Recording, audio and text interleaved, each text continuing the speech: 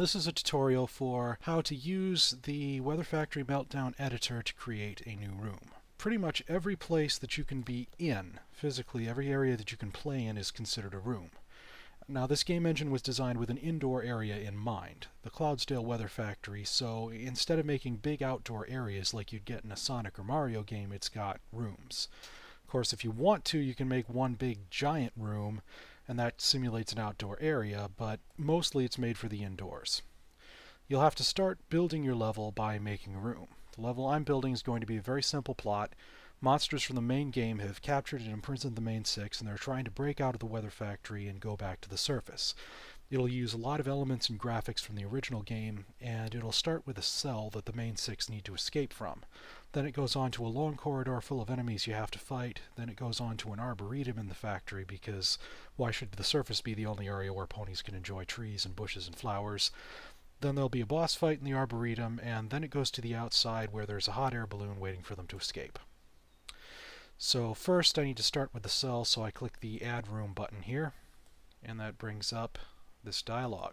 First of all, you'll want to know the dimensions. I usually use 40 by 40 for the tile size, and I'll explain what effect tile size has in another video. If you happen to have a background image in mind and you know what the dimensions of the background image are, you want to whip out the calculator tool and make sure that the dimensions of the background image equal the tile width times the total room width in tiles. That'll be the total width of the background image, and the tile height times the total room height in tiles. That would be the total height of the image. Now, I do have an image in mind. I forget what the dimensions are supposed to be, but that's okay. I'll have to correct it anyways later. I'll explain these colors next. The unused color.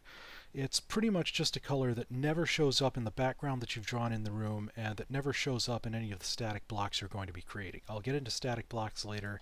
The reason that I even have an unused color is, well, suffice it to say, it's very convenient to have a color behind the scenes that you know you can use to help make things transparent and that won't interfere with the rest of the background or foreground. I've got it set to dark yellow 128 128.0 color by default. You can set it to whatever you want. I'll just fire this open so that you can see the color selection. This is the color selection dialog. You can tell there's a lot of pre-assigned colors.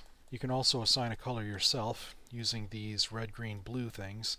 Once you've assigned the numbers, then you can just click this preview and it'll appear in this color preview panel. It has to appear in this panel, otherwise when you click OK, it won't pop up here. Then there's the room out of bounds color. The idea is that, let's say that the player is right next to the wall. Since the camera is always centered on the player, essentially there's going to be a lot of empty space outside the left wall or outside the floor. This is the color which you use to fill in that space. And since this is supposed to be taking place in the clouds, I'll choose this gray color, make it kind of believable. Now, before I explain the foreground image transparent color, I should explain the background image and the foreground image. There's essentially two layers of background in this game engine. There's the background, which is always drawn on the very back, and no matter where you go inside the room, that background doesn't scroll at all. It's meant to display things that are in the very far distance. Usually I have it for the sky for the background. In one of the later rooms in the Weather Factory, I actually have a view of Canterlot for the background. The foreground, by contrast, does scroll exactly with the floor and the walls and the ceiling and everything else. And the foreground is actually the image that I was talking about when I was talking about the background for the cell. And I've already prepared this image, so actually I'll bring that image up now. Actually, I've made yellow the color that's in the windows here. Now, don't mind this green and this red box here. Those are just references for where objects are supposed to be.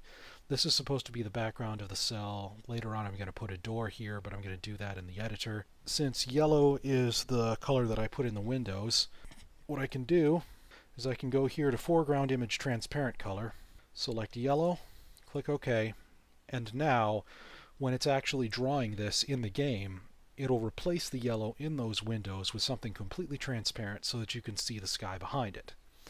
And for the background, I'm going to want to pick some nice dark clouds. Let's see what I've got. blacksky.gif. And you have to give the room a name. I'll just call it cell.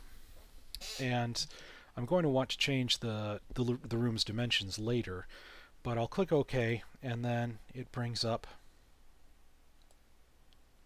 the room. Now, obviously this is a lot bigger than I wanted it to be. It blew up the image. Huh. Weird. It's not showing the black sky through those. Oh well, no matter. If you want to change the dimensions after you've created them, or change the background color or the out of bounds color, click anywhere in this box. Click on the background, click on foreground and dimensions, anywhere between, and it will bring this up. Now, let's see. The cell BG, what are its dimensions? 480 by 240.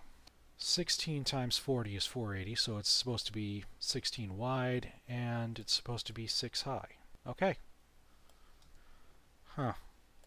Okay, I've goofed again. Let's see. 12, that's what I did. It's an arithmetic error in my head there.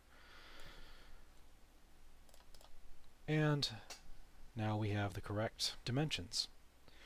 So that's how you build a room. That's how you change the dimensions afterwards. Not that big a deal. These eyes here, by the way, oh man, I really need to take care of this, whatever it is.